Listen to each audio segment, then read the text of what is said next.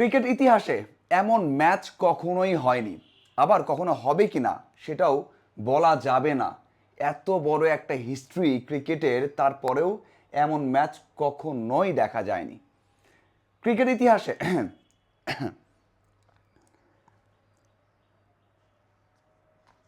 What a match! Cricket ইতিহাসে এমন match কখনোই দেখা যায়নি, আবার কখনো দেখা যাবে কিনা সেটাও কেউ কখনোই বলতে পারবে না, কারণ এমন ম্যাচ চিন্তা করাও কঠিন, কল্পনা করাও কঠিন যে এমন ম্যাচও হওয়া সম্ভব।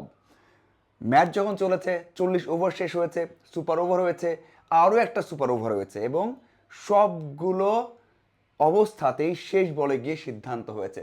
তবে আফগানদের বড় সুযোগ ছিল যে 40 ওভারের মধ্যে মূল ম্যাচটা শেষ করার। তারা ম্যাচটা ছেড়ে দিয়েছে, হেরেছে একদম। শেষ ওভারে দরকার 13 রান। 13 রান দরকার শেষ ওভারে। রাবাদা এসেছেন বল করতে, অভিজ্ঞ বোলার, অনেক অনেক অর্জন তার আছে, এমন অনেক ম্যাচই তিনি খেলেছেন। কিন্তু আফগানদের শেষ ব্যাটারের এগেনস্টে যে বল করেছেন সেটা কোনোভাবেই আপনি মেলাতে পারবেন না যে এটা সেই রাবাদা। কারণটা হচ্ছে, প্রথম বল দিয়েছেন নো, পরে বল দিয়েছেন ওয়াইড, এরপর একটা ডট, এরপর একটা 6 খেয়েছেন। প্রথম 2 বলে 8 রান দিয়েছেন দুইজন শেষ ব্যাটারের কাছে। নূর আহমেদ 6টা হাঁকিয়েছেন। নূর আহমেদ 6টা হাঁকিয়েছেন, তার মানে প্রথম 2 বলে 8 রান, বাকি 4 বলে দরকার 5 রান। সেখানে একটা ডট, একটা ওয়াইড, একটা নো এবং সিঙ্গেল, তার মানে 3 রান এসে গেছে। পরের 3 বলে মাত্র 2 রান দরকার। আফগানদের দরকার 3 বলে 2 রান। এই ম্যাচটাতে কি করা দরকার বলুন তো, কি করা দরকার? একটা সিঙ্গেল নেওয়া দরকার। সেখানে নূর একেবারে মিড অফে শট করেছেন, 2 রান নেওয়া যায়, হয়ে যায় যদি কোনো কারণে ভুল করে ফিল্ডার, অথবা যিনি বোলিং এন্ডে আছেন বা যিনি স্ট্যাম্পিং করবেন বা স্ট্যাম্পে আঘাত করেন বলটা দিয়ে, তিনি যদি ভুল করেন, সামান্য ভুল করেন, কিছু সময় নষ্ট করেন, কিন্তু সেটা তো করেননি। 2 রান দরকার ছিল না ওই জায়গাতে। নূর আহমেদ চেষ্টা করেছেন 2 রান নিয়ে ম্যাচটা শেষ করতে, কিন্তু ফজল হক ফারুকী কিন্তু রান আউট হয়ে গেছেন সামান্য একটা ব্যবধানে। এখানে দুইজনের ভুল আছে। একটা হচ্ছে, কেন দরকার ছিল রান? নূর আহমেদ তো সময় নিতে পারতেন, ম্যাচ তো টাই হয়ে গেছে। যদি কোনো কারণে 2টা বল পাচ্ছেন, 1 রান যদি নিতেন, পরে 2 বলে 1 রান করতে হবে। 3 বলে 2 রান, বাকি 2 বলে 1 রান করতে হবে। ফজল ফারিক ব্যাটে লাগাতে পারতেন না, কোনো কারণে 4 ম্যাচ মানে হতে পারতো না, কোনো কারণে এটা উইকেট কিপারের কাছে গেলে রান নিতে পারতেন না, চেষ্টা করতে পারতেন না, লাস্ট বলে চেষ্টা করতে পারতেন, কিন্তু কোনোভাবেই ফজল হক ফারুকের উপর বিশ্বাস রাখতে পারেননি। এবং 2 বল আগে, যেখানে লাস্ট ব্যাটার 1 ওভারে 13 দরকার, 2 বলে 1 দরকার, 3 বলে 2 দরকার, সেই জায়গায় রান আউট হয়ে গেছেন 2 বল আগে, এবং ম্যাচটা ওই জায়গাতেই সুপার ওভারে গেছে, টাই। এরপর যে সুপার ওভারটা হয়েছে সেখানে তো আরও রোমাঞ্চ। মানে আমি তো বললাম যে ম্যাচটা হয়েছে, মানে এমন ম্যাচ ইতিহাসে কখনো কেউ দেখেনি। কারণটা হচ্ছে, পরের সুপার ওভার 2টাতেও কিন্তু লাস্ট বলে শেষ হয়েছে। সাউথ আফ্রিকা, ওখানে আগে আফগান ব্যাট করেছে, প্রথম বলে 4, পরে বলে 6, তারপর সিঙ্গেল সিঙ্গেল 4 এবং 1 নিয়েছে। সুপার ওভারে 17 run. Afghan bowling line up যে রকম স্ট্রং, তাতে আশা করাই যায় যে এই ম্যাচটা জিতে যাবে, 17 রান করেছে সেজন্য, এবং সেভাবেই যাচ্ছিল। প্রথম বলে 1 দিয়েছে, পরে বলে 6 খেয়েছে, পরে বলে উইকেট, তার মানে প্রথম 3 বলে 7 রান, পরের 3 বলের আগে 11 রান। 17 করেছে, 18 করতে হবে, 11 রান দরকার হয়, একটা 4, এরপর একটা ডট, শেষ বলের জন্য নাটকীয়তা, সেখানে স্টাফস আছেন স্ট্রাইকিংয়ে। শেষ বলে 6 হাঁকালে ট্রাই হবে আবারও সুপার ওভার, অথবা যদি 4 হয় তাহলে কিন্তু ম্যাচটা হেরে যাবে।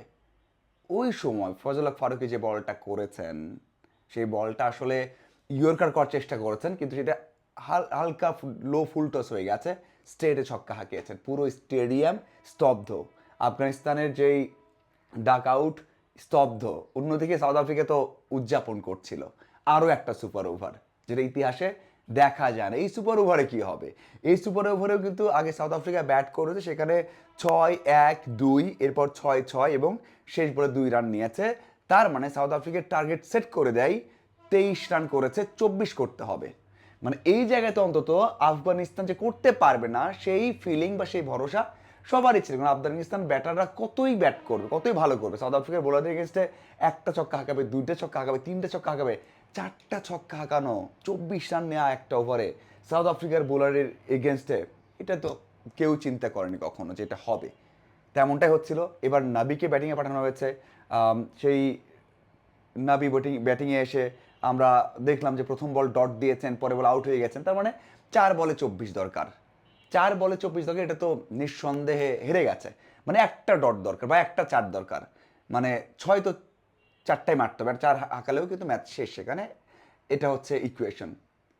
গুরবাজ মানে তখনও নাটকীয়তার শেষ নেই, শেষ হবে না, কারণ এই ম্যাচটা রূপকথায় লেখা থাকবে। এই ম্যাচটা লেখা থাকবে আইসিসি টি20 বিশ্বকাপের সবচেয়ে বড়, সবচেয়ে ভালো, সবচেয়ে আকর্ষণীয় একটা উদাহরণ, মানে এক্সাম্পল ম্যাচ হিসাবে, যে এমন ম্যাচ হতে পারে, জাদুঘরে রাখার মতো এরকম ম্যাচ।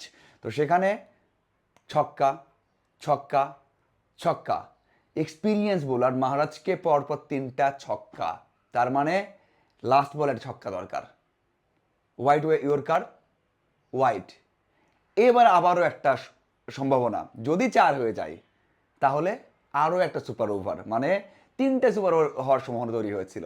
দুটো তো হয়ে গেছে, মানে দুটো তো চলছে, 3টে হওয়ার সম্ভাবনা তৈরি হয়েছিল। সেখানে লাস্ট বলে মাহারাজ তার এক্সপিরিয়েন্স কাজে লাগিয়েছেন এবং অফসাইড যে ইয়র্কারটা সেটাই করার চেষ্টা করেছেন, সেটা কাট করতে চেয়েছেন বা পয়েন্টেই খেলতে চেয়েছেন, খেলেছেন, বলটা উঠে গেছে, সেখানে ক্যাচ দিয়ে ফিরেছেন গুরবাজ। সব আশা, সব নাটক, সব থ্রিলার সেখানেই শেষ হয়ে গেছে। কি দারুণ একটা ম্যাচ, এবং সবচেয়ে বড় বিষয় হচ্ছে ওই বলটাও কিন্তু আর একটু ভালো টাইমিং হলেও পয়েন্ট দিয়ে কিন্তু 4 হতে পারতো, আরও একটা সুপার ওভার হতে পারতো, কিন্তু দিন শেষে সব আক্ষেপ কষ্ট আফগানদের থাকলো। যাই হোক, অসাধারণ অসাধারণ ম্যাচ দেখেছি আমরা। লাস্ট সুপার ওভারে ওমরজাই বল করেছিলেন, 23 রান দিয়েছেন, এবং সাউথ আফ্রিকার বল করলেন মাহরেজ। এই হচ্ছে একটা ম্যাচ কতটা এক্সাইটিং হতে পারে। এখন ইকুয়েশনটা কি, আফগানিস্তান যে এমন ম্যাচটা হারলো, তারা কি টিকে থাকতে পারবে নাকি বিদায় হয়ে যাবে?